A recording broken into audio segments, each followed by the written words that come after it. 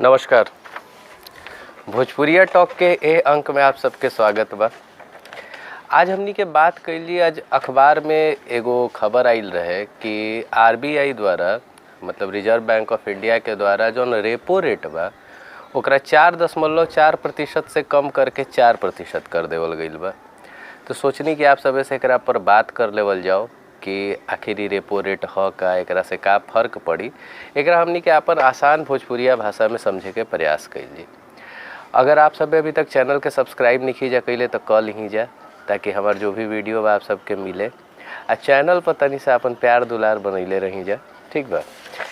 तो देखिए जा, पहले रेपो रेट पर आवे से पहले हमनी के थोड़ा सा आरबीआई के समझ लेवे के। आरबीआई जोन बा ओकरा रिजर्व बैंक ऑफ इंडिया कहल जाला, भारतीय रिजर्व बैंक, और एकरा भारत के केंद्रीय बैंक भी कहल जाला। एकर स्थापना भइल रहे 1 अप्रैल 1935 में, और ऐसा मानल जाला कि एकर स्थापना में बाबा साहब भीमराव अंबेडकर के बहुत बड़ा भूमिका रहे।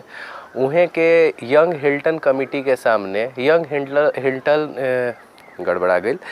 हिल्टन यंग कमीशन के सामने वहाँ के एगो कार्यशैली और कार्य पद्धति की एह तरीका के एगो बैंक होखे के चाहिए, एकर जिक्र वहाँ के कैले रही, वहाँ के रखले रही यह बात के। तो अब हमनी के जान लेवल जाई कि जो रिजर्व बैंक ऑफ इंडिया बा एकर का काम बा। तो एकर काम बा भारत में मौद्रिक नीति तैयार कइल, ओकरा बाद मुद्रा जारी कइल। मुद्रा जारी माने भारत के मुद्रा कहा रुपया, ठीक ना। मुद्रा जारी कइल, मुद्रा के लेन देन के नियंत्रित कइल, और एकरा बैंकर्स ऑफ द बैंक भी कहल जाला। अब देखिए इहे जोन चीज़ बा बैंकर्स ऑफ द बैंक वाला बात, यही पर रेपो रेट जोन बा यही एकर कार्यविधि पर हमनी के रेपो रेट के समझ लिए। जब भी कोनो कमर्शियल बैंक जोन बा, जोन वाणिज्यिक बैंक बा, व्यवसायिक बैंक बा, अगर ओकरा पास फंड के कमी होला तो उ रिजर्व बैंक से लोन लेवेला। तो रिजर्व बैंक अगर लोन देता, यही से एकरा बैंकर्स ऑफ द बैंक कहल जाला, जे बैंक के लोन देवे। तो अगर जब रिजर्व बैंक लोन देवेला कोई भी कमर्शियल बैंक के, तो वो ओकरा पर एगो दर रखत होई, ओकरा से सूद लेवे के एगो दर रखत होई। तो जौना दर पर रिजर्व बैंक कोनो बैंक के रुआ के कर्जा देवेला, लोन देवेला, उ दर के रेपो रेट कहल जाला, ठीक बा। अब ई कम भइला से का फर्क पड़ेला।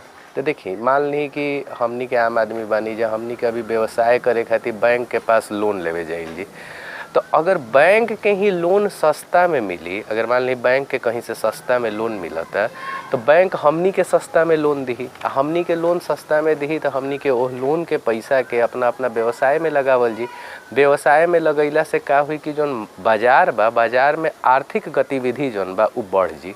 आर्थिक गतिविधि बढ़े लगी तो पैसा के बहाव जोन बा, रुपया के बहाव बा, उ बाजार में आ जी। एकरा कहल जाला लिक्विडिटी ऑफ मनी, ठीक बा। The flow of liquidity of money in the market, एकरा कहल जाला। माने रुआ इकोनॉमिक्स के लैंग्वेज में अगर पढ़ब तो एह तरीका से बोलल जाला।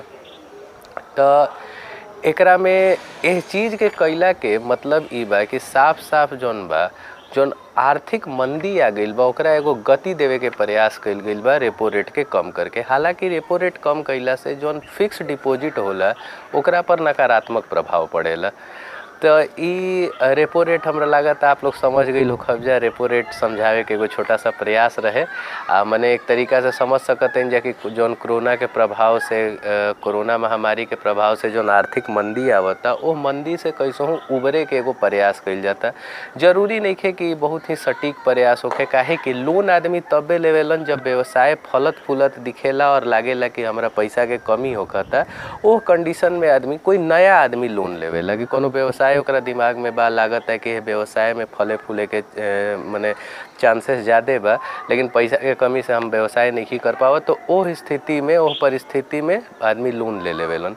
लेकिन अभी तो आर्थिक मंदी पूरा तरीका से, मतलब पूरा तरीका से, एक तरीका से हमनी के कह सकते हैं जाके बाजार पर छाइल बा।